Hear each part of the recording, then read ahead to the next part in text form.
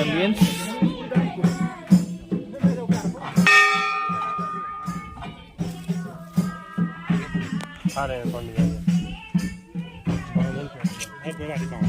এই বিখ্যাত কালীশিলা।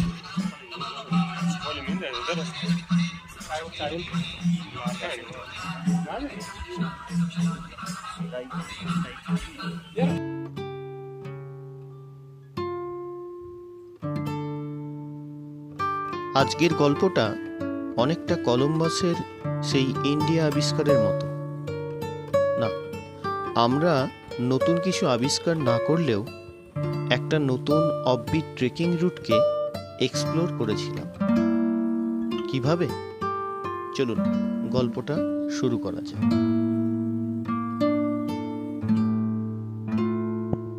তুঙ্গনাথ চন্দ্রশিলা এবং দেউরিয়াতল ট্রেক কমপ্লিট করে বাবা মদমহেশ্বরকে দর্শন করার উদ্দেশ্যে আমরা পৌঁছাই উখিমঠ। উত্তরাখণ্ডের রুদ্রপ্রয়াগ জেলায় অবস্থিত উখিমঠ হিন্দুদের কাছে একটি পবিত্র পীঠস্থান, যা সমুদ্রপৃষ্ঠ থেকে 1317 মিটার উচ্চতায় অবস্থিত। এখানে অবস্থিত ওঙ্কারেশ্বর মন্দিরে শীতের 6টি মাস বাবা কেদারনাথ ও বাবা মদমহেশ্বর পূজিত হন। আমরা সন্ধ্যায় পুজো দিতে গিয়ে জানলাম বাবা মদমহেশ্বর মন্দিরের কপাট এখনো খোলেনি।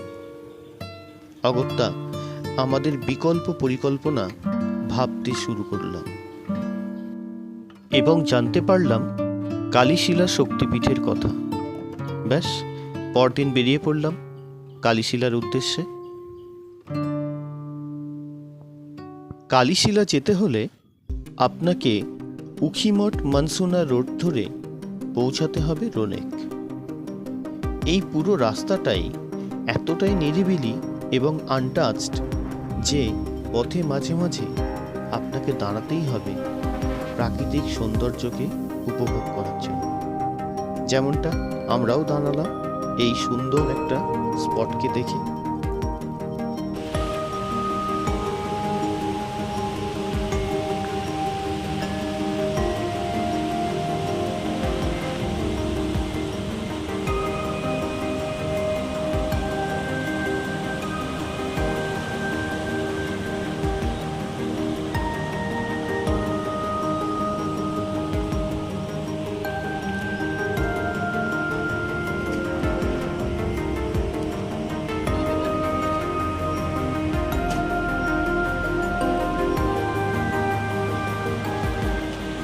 আমরা মুগ্ধ হয়ে গেলাম ব্রিজের নিচে দিয়ে বয়ে চলা মদমহেশ্বর গঙ্গা নদীর রূপ দেখে।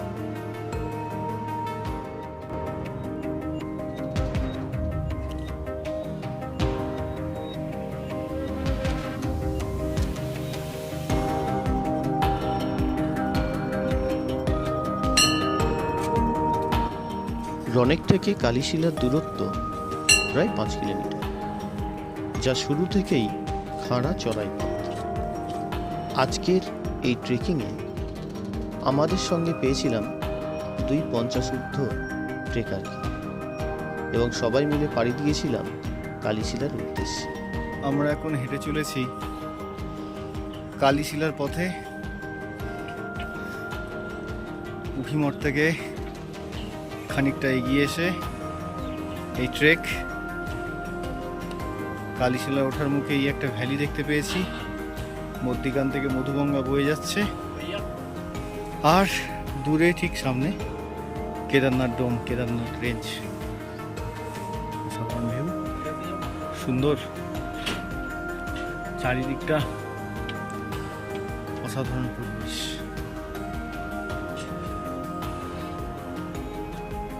আমরা এখন অনেকটাই উপরে উঠে এসেছি। উপর থেকে এই ভিউ, মধুগঙ্গা নদী, রেঞ্জ, পাহাড়, চারিদিকটা এই শোভা, আর এই একটা গাছ, গাছের কাণ্ডটার বৈচিত্র্য এই।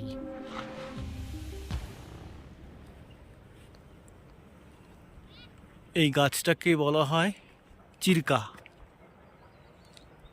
স্থানীয় লোককে জিজ্ঞাসা করলাম, বললো এটার নাম চিরকা। এখান থেকে, এই গাছ থেকে বিভিন্ন ধরনের ওষুধ তৈরি হয়, তাই বিভিন্ন ফ্যাক্টরিতে এই গাছটাকে নিয়ে যাওয়া হয়, গাছের বিভিন্ন অংশকে। আর নিচে দূরে ওই গ্রাম, যে গ্রাম থেকে আমরা এলাম। উখিমঠ থেকে প্রায় ৭,০০৯ ফুট উচ্চতায় অবস্থিত কালীশিলা হলো একটি পবিত্র স্থান, যা আসলে একটি বড় শিলা, যা মা কালীকে উৎসর্গ করা হয়েছে। এটি দেবী সতীর ৫১টি শক্তিপীঠের একটি। এই সমগ্র ট্রেকিং ট্রেলটি এতটাই সুন্দর যে সমস্ত রোমাঞ্চ সন্ধানী ও প্রকৃতিপ্রেমীদের কাছে একটা আবশ্যক অ্যাডভেঞ্চারাস ট্রেক। এই ট্রেকিং পথে আপনি কিছুটা উপরে উঠে এলেই দেখতে পাবেন এক এক করে বরফাবৃত পর্বতচূড়া, যার মধ্যে চৌখাম্বা, কেদারনাথ রেঞ্জ অন্যতম। এছাড়া মন্দিরের মূল ফটক স্থান থেকে আরও অন্যান্য বরফাবৃত চূড়াগুলি এক এক করে নজরে পড়ে। ওখানকার স্থানীয়দের মতে এই স্থান থেকে রুদ্রনাথ, কার্তিক স্বামী, জুনপুট প্রভৃতি স্থানগুলিকে সহজেই লক্ষ্য করা যায়।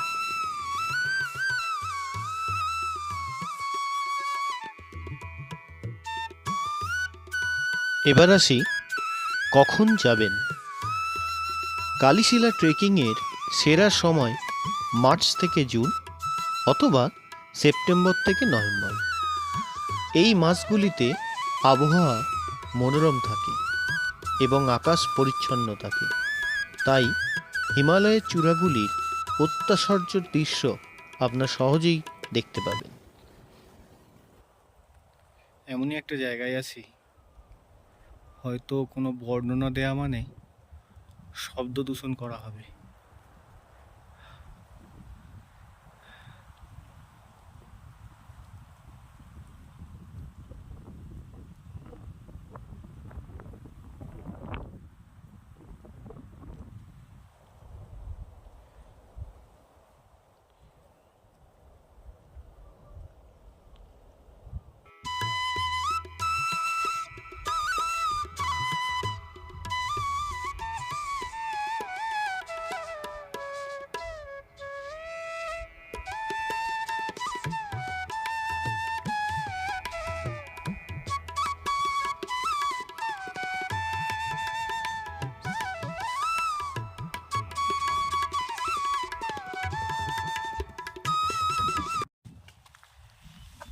গভীর সমস্যা।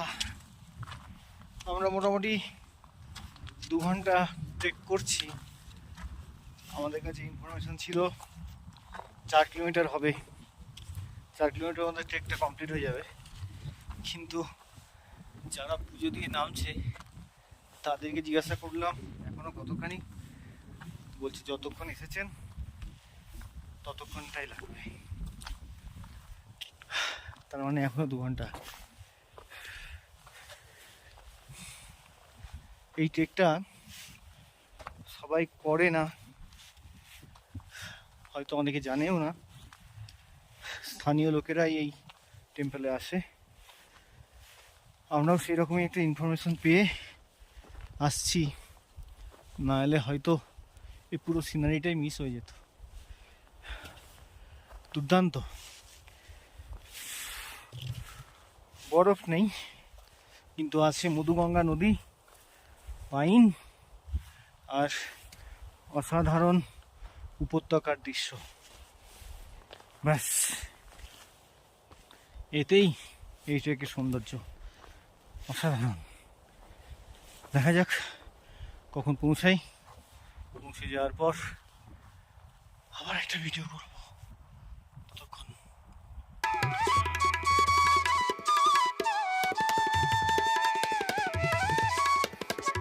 পুরো রাস্তাটাই খাড়া চড়াই পথ এবং একের পর এক সিঁড়ি ভেঙে ওঠা। তাই রাস্তাটা অত্যন্ত দুর্গম, যাত্রাপথ মোটেই সহজ ছিল না। দূরে পাহাড়ের কোনো এক ঢালে ধাপ চাষ হয়েছে, অসাধারণ দৃশ্য দেখে আমরা দাঁড়িয়ে গেলাম এবং দেখলাম, উপভোগ করলাম আমরা কতটা উপরে উঠে এসেছি, যেখান থেকে পাইন গাছগুলোকেও মনে হচ্ছে আমাদের পায়ের নিচে। রাস্তা যেন শেষই হচ্ছে না, একটা বাঁক বাঁকছি আবার উঠছি, উচ্চতার যেন শেষ নেই। Tough, definitely tough.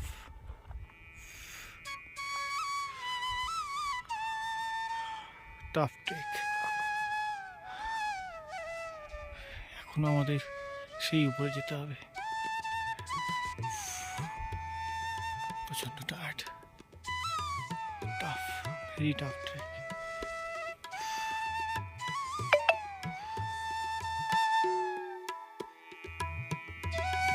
যত বেলা বাড়ছে চারিদিকটা ততই যেন মেঘাচ্ছন্ন হয়ে পড়ছে। দূরের ওই পাহাড় চূড়াগুলো এক এক করে মেঘ দ্বারা ঢেকে যাচ্ছে। দেখতে সুন্দর লাগলেও মনে মনে ভয়ও হচ্ছে, কারণ এখানে আস্তানা নেয়ার মতো কোনো স্থান নেই। পুরো স্থানটাই নির্জন, আশেপাশে কেউ নেই। বৃষ্টি এলে সম্পূর্ণভাবে ভিজতে হবে।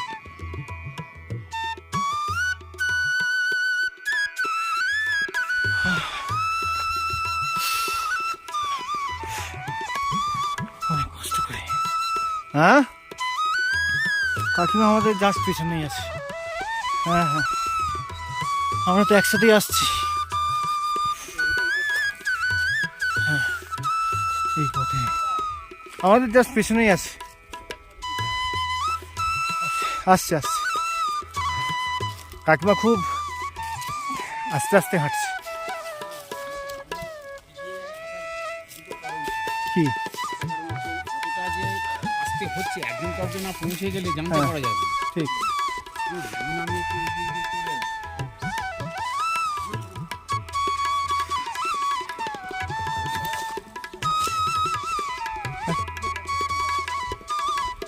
মন্দিরের গেট।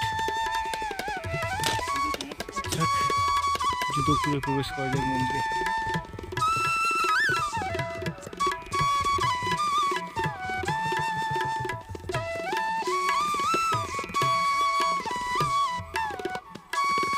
জয় মাতা দি। ফাইনালি আমরা পৌঁছাতে পেরেছি কালীশিলা মন্দিরে। এই হলো কালীশিলা মন্দির, এই হচ্ছে তার চারিদিকের অ্যাম্বিয়েন্স। এখানে অনেকে টেন্ট খাটিয়েছে, অনেকে থাকবে। মন্দিরে এখন পূজা পাঠ চলছে। স্থানীয় ভাষায় সত্য, স্থানীয় ভাষায় বলে সত্য চলছে। কি বলছেন? এই সামনের অ্যাম্বিয়েন্স।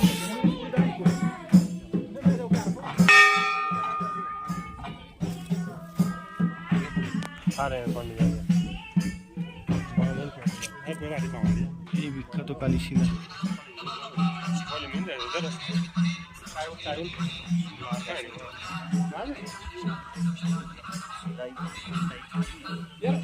चलो इनकी आप मुझे थोड़ा सा बताओ।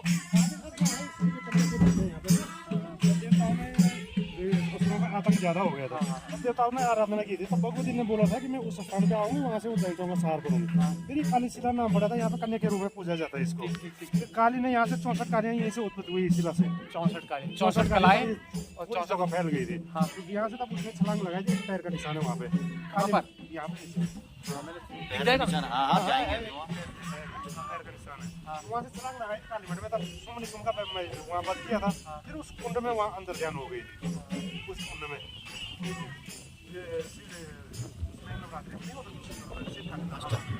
ये मीठे तो वहाँ पर उसका जो होता है ना उन्होंने पानी निकालना वो ये इससे पहले भी कहते हैं कि पहले माता पार्वती की यहाँ पे आया था। यहाँ पर कन्या के रूप में ये कन्या के रूप में बना गया है ना, कन्या के रूप में। आज तक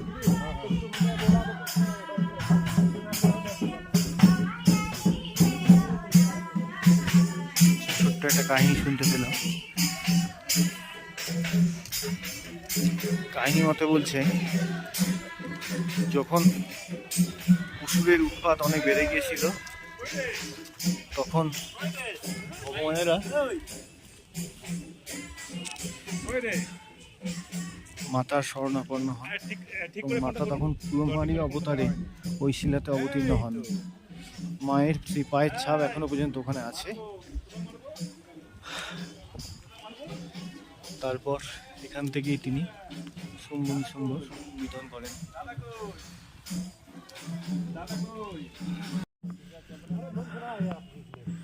চলুন শিলার কাছ থেকে একবার যাওয়া যাক। মন্দিরের কর্মকর্তাদের মতানুসারে এই শিলায় ভারতের ম্যাপ দেখতে পাওয়া যাচ্ছে। যদি খুব ভালোভাবে লক্ষ্য করা যায়, এই ধার থেকে শুরু হচ্ছে ম্যাপের ওয়েস্টার্ন পার্ট, এদিক থেকে শুরু হচ্ছে ইস্টার্ন পার্ট, এই মধ্যখানে দিল্লি, আর এই জম্মু কাশ্মীর আর আমাদের পূর্ব দিকের রাজ্য, নিচের দিকে আছে শ্রীলঙ্কার ছোট্ট একটা খণ্ড। বলছেন এটার মানে মা কালী সমগ্র ভারতবর্ষকে ধরে রেখেছেন এবং এখান থেকেই মা কালীর 64 রূপ সৃষ্টি হয়েছিল। অত্যন্ত পবিত্র এই জায়গা, পবিত্র স্থান, অসাধারণ অ্যাম্বিয়েন্স। অনেকেই উপরে উঠছে, কিন্তু পবিত্রতা বজায় রাখা উচিত। জয় মাতা দি।